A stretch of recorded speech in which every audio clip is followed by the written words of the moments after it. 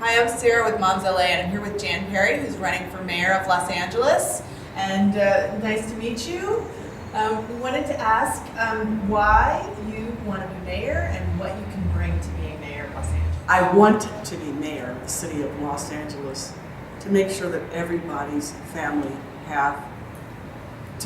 everyone's family has what they need to have a better quality of life, that parents have choices in the manner in which their children are educated, that you can get around this city without needing a car 100% of the time, that there are job opportunities for people to go back to work, and housing choices for young people, choices for elderly people, choices for families who are working and may not make a lot of money but are making some money, that they have a place to live and that they have that measure of stability in their lives. Great. And so you talked about not having to have a car. What kind of things are you looking at for alternatives to cars?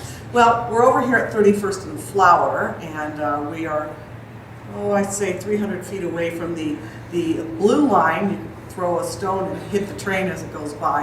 And I chose to locate my office here because I wanted it to be easier for people who don't have a car to be able to get here and get around the city. I'm the former chairwoman of the Exposition Line, and I'm very excited about the chance to connect the east side of the city to the west side of the city. It's the first public works to connect the east to the west since the construction of the Santa Monica Freeway, and it has provided a very clear alternative to using a car, and we're finally here, so we need to keep going. We need to finish the Green Line and get it all the way to the airport. I want to work on Sepulveda Pass connections between the Orange Line and the Exposition Line so we can get people in and out of the San Fernando Valley a lot easier without continuing to build more lanes on the San Diego Freeway. But mostly it's to build a city that is connected by transportation, by buses, by dashes, light rail and trains, and subway where possible, so that we can move forward and clean our air and get people out of their cars. So I know you've been a councilwoman for many years, and I know you've been involved in politics, it seems like, much of your life. Can you talk a little bit about that and how your background brought you here? Well, I think my early role models were my parents. My father was elected mayor in the town where I was raised in Ohio in 1966, and then my mother got elected mayor some years later. My mother had 3 children, and she went back to college when she was way in her 30s. She became a social worker, and between my mother and my father, they taught me what I know even today about sewer systems and trimming trees, and basically, again, making sure that you meet people's needs and take care of the community. And then, to come out here and to see Mayor Bradley get elected, it influenced me in ways that I didn't even realize until I was much older. So I've had 3 great mayors in my life, and the first 2 were my mother and my father. That's fantastic. So you could be the second mayor possibly in your family. No, it'd be the third. Well, the second female mayor Second, in your family. my Yes. mother. My mother is 86 years old, and she is on the Planning and Zoning Commission where we live. And I usually call her every 3 or 4 days to get advice from her on anything. Yeah. And politics too. That's great. Yeah. So can you talk a little bit about work-life balance? I mean, Yeah. being a parent, it's just hard to juggle everything, but you've got a really, really busy schedule with your council duties and running for mayor. Talk a little bit about what that's been like for you. Well, my organizational skills started very early when my daughter was born. Before I went into public service, I was a paralegal. So I worked in litigation and corporate transactions for 14 years. So I was always very, very organized and very disciplined. So I got a reference calendar that lawyers use to prepare for trial.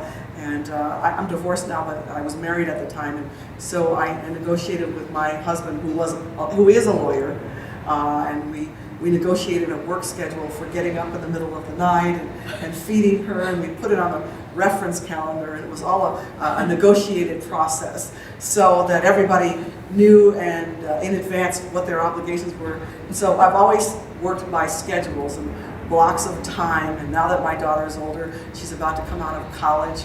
I've explained to her that she immediately needs to go and get a job and plan for her future. And I think, like any parent, you want your child to be able to take care of themselves.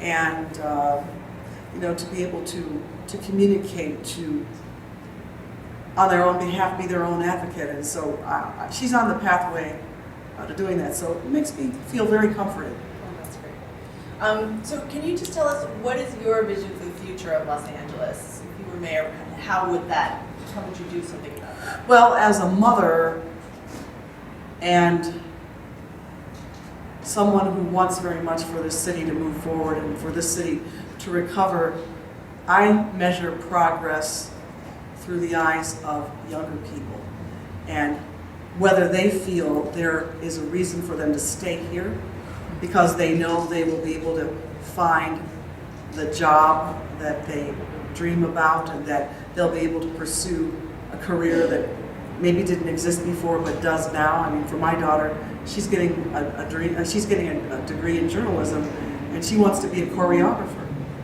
And I like that because she has a lot of passion for that. And I want that for all young people, that they feel that this is a city that will allow them to pursue their passion and they will be able to make a living and they'll be able to afford to rent an apartment and they'll be able to afford to live here and maybe build a life, and if they so choose, to start a family, and that their children will do better than they did. Thank you very much. Thanks. Appreciate it. Absolutely.